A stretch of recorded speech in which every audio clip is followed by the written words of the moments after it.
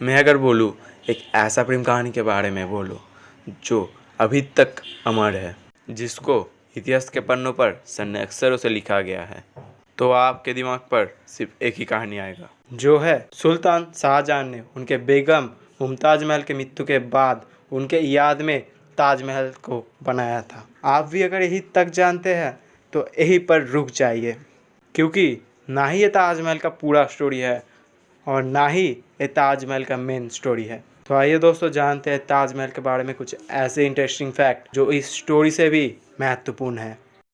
है दोस्तों, मेरा नाम है अदीप और आपका स्वागत है हमारे यूट्यूब चैनल टॉप इन्फॉर्मेशन के इस episode the unknown fact of Taj Mahal पे।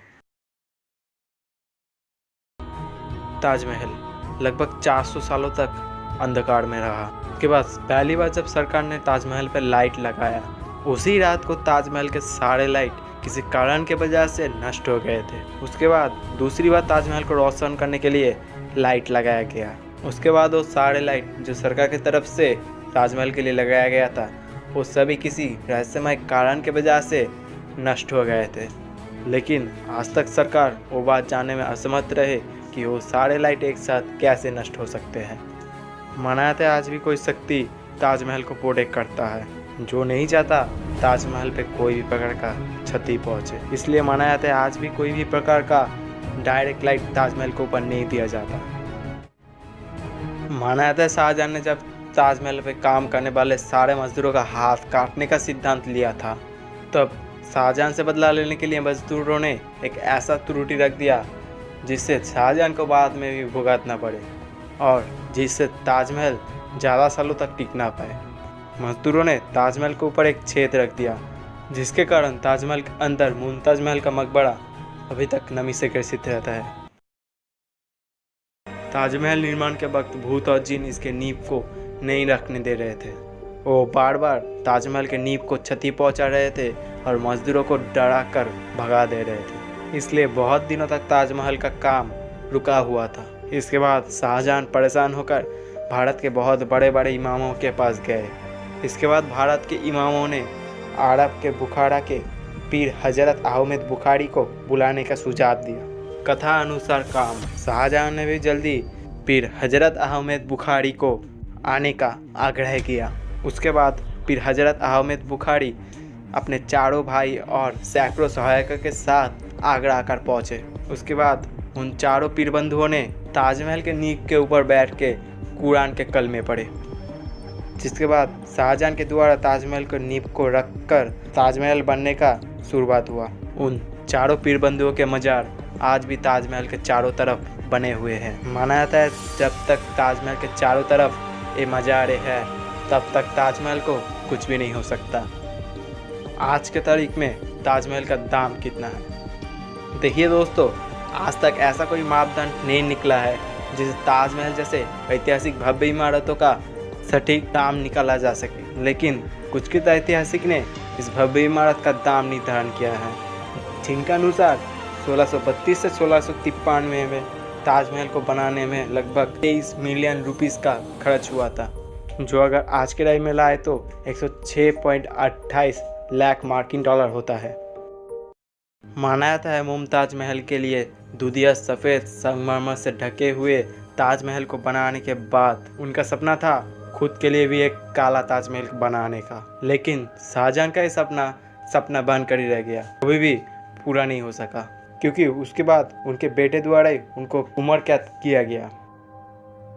ताजमहल पर चीन, तिब्बत, श्रीलंका से लाए गए 28 तरीके के पत्थर को खुदाई करके लगाया गया है। लेकिन इंग्लैंड से जो फिरंगी लुटेरे इंडिया को लूटने आए थे, वही लुटेरे ताजमहल को भी लूट के ले गए।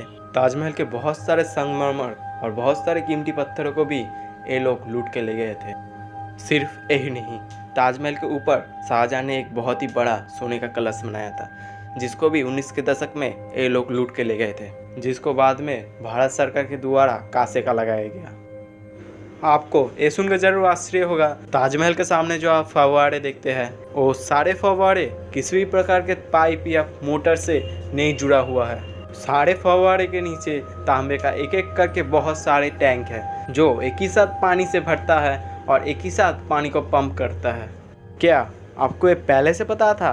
अगर नहीं पता था तो नीचे कमेंट कीजिए ताकि मैं भी जान पाऊँ कि किसको किसको पता था या किसको किसको नहीं पता था। दोनों ही कमेंट करना ज़रूर। मैंने कुछ पॉइंट पहले ही बोला था कि शाहजहां ने ताजमहल बनाने वाले सारे मजदूरों के हाथ काटने का सिद्धांत लिया था, जो हो सकता है आप लोगों ने किताबों में भी पढ़ा होगा, ताकि कोई भी व्यक्ति फिर से ताजमहल को बना ना सके। लेकिन लगता है शाहजहां का काला ताज की तरह ही ये मंसूबा भी पूरा नहीं हुआ था, क्योंकि ताजमहल को बनाने के बाद वही मजदूर और भी बहुत सारे भव्य इमारतों को बनाए थे, जिनमें से एक थे उस्ताद अहमद लाहौरी, जिन्होंने ताजमहल को बनाने के बाद दिल्ली के लाल किले को बनाने में भी बहुत ही महत्वपूर्ण भूमिका पालन किया था। ताजमहल पे जो 4 मीनारे हैं वो सभी मीनारे ताजमहल के बाहर की तरफ झुके हुए हैं। नहीं, ये ताजमहल बनाने वाले लोगों का गलती नहीं है। इन चारों मीनारों को बनने के वक्त ही ऐसे ही बनाया गया था, ताकि कोई भी प्राकृतिक आपदा जैसे भूकंप आदि के कारण ये चारों मीनारे ताजमहल के मुख्य गुम्बद के ऊपर ना गिर जाए। ताजमहल को दिन के अलग अलग टाइम में अलग अलग रंग से दिखा जाता है, जो एक साधारण इंसान के आँख को चौंधिया सकता है। क्योंकि ताजमहल व्हाइट मार्बल से ढका हुआ है, इसके कारण दिन के अलग अलग टाइम में अलग अलग तरीके से सूरज का रोशनी ताजमहल के ऊपर रिफ्लेक्ट होता है, जिसके कारण अलग अलग टाइम में अलग अलग कलर दिखाई देता है। जैसे सुबह के टाइम पूरी तरीके से गुलाबी, दोपहर के टाइम पूरी तरीके से दूधिया सफ़ेद और रात के टाइम पूरी तरीके से सुनहरी लगता है। शाहजहां जैसे ताजमहल को दिखाना चाहते थे, हम लोग आज ताजमहल को वैसे नहीं देख पाते हैं, क्योंकि हम आज जो ताजमहल का दरवाज़ा देखते हैं वो ताजमहल का पिछला वाला दरवाज़ा है। ताजमहल का जो शाही दरवाज़ा था वो उत्तर में यमुना नदी के ऊपर था। नदी के रास्ते पर नाव से सम्राटों का आना जाना लगा रहता था। कहा जाता है उस टाइम पे नदी के ऊपर से ताजमहल बहुत ही ज़्यादा सुंदर लगता था, लेकिन बाद में नदी का पानी घटने की वजह से ये उत्तर का दरवाज़ा नष्ट हो गया था। ताजमहल को बनाने के लिए सबसे बड़ा जो कठिनाई था वो था उसका आधार। ताजमहल को बनाने का प्लान था यमुना नदी के पास में, लेकिन अगर यूँ भी ताजमहल को यमुना नदी के पास में बनाया जाता तो ताजमहल को ढहने का बहुत ही ज़्यादा डर था। इसके लिए उस टाइम के इंजीनियरों ने बहुत ही अच्छा एक हल निकाला, जिसके अनुसार ताजमहल के ज़मीन पर सैकड़ों कुएं खोदे गए थे। उस कुएं के अंदर बहुत सारे पत्थरें और लकड़ी डाला गया था, लेकिन वो जो लकड़ी डाला गया था वही लकड़ी इस पूरे कठिनाई का हल था। जो लकड़ी था मेहगनी का। ये लकड़ी का खासियत है, इसको जितना ज़्यादा नमी मिलेगा ये उतना ज़्यादा ही मजबूत होता रहेगा। यमुना नदी के कारण इस लकड़ी को नमी मिलता रहता है, जिसके कारण आज भी ताजमहल खड़ा हुआ है। लेकिन धीरे धीरे इस नदी का पानी हटने की वजह से ताजमहल का जो आधार है वो कमज़ोर पड़ रहा है। 1975 और 1971 में पाकिस्तान के साथ युद्ध के टाइम में ताजमहल को पूरी तरीके से काले कपड़ों से ढका गया था, ताकि ऊपर से ताजमहल को ना दिखा जा सके। ठीक ऐसे ही द्वितीय विश्व युद्ध के टाइम ताजमहल को हवाई बमबारी से बचाने के लिए ताजमहल के मुख्य गुंबद को पूरी तरीके से बांसों से ढका गया था। ठीक इस तरीके से ताजमहल के नीचे कुछ ऐसे रहस्यमय कमरे हैं जिनको शाहजहां के मरने के बाद से कभी भी खोला नहीं गया है। कुछ लोगों का कहना है उन कमरों के अंदर बहुत ज़्यादा धन दौलत है, और कुछ लोगों का कहना है इन 20 कमरे को खोला गया तो कुछ ऐसे रहस्य निकल जाएंगे जो ताजमहल के सुरक्षा के दृष्टिकोण से खतरा है। अगर आर्कियोलॉजिस्ट सर्वे ऑफ इंडिया का सुना जाए तो अगर ताजमहल का ये दरवाज़ा खोला गया तो ताजमहल को नींव को क्षति पहुंच सकता है, इसलिए इन दरवाज़ों को खोला नहीं जाता है। क्या अभी तक सोच रहे हैं चैनल को सब्सक्राइब करूँ या ना करूँ, तो ज़्यादा देरी ना करते हुए कर लीजिए, क्योंकि आगे भी आपको इसी चैनल पर ऐसे रहस्यमय और इंटरेस्टिंग वीडियो मिलता रहेगा।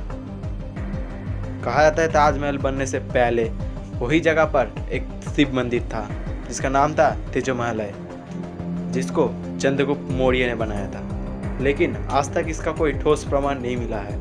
दरअसल इस थ्योरी का शुरुआत हुआ था the true story of Taj Mahal नाम के एक बुक से, जो 1989 में PN ओक के द्वारा पब्लिश किया गया था।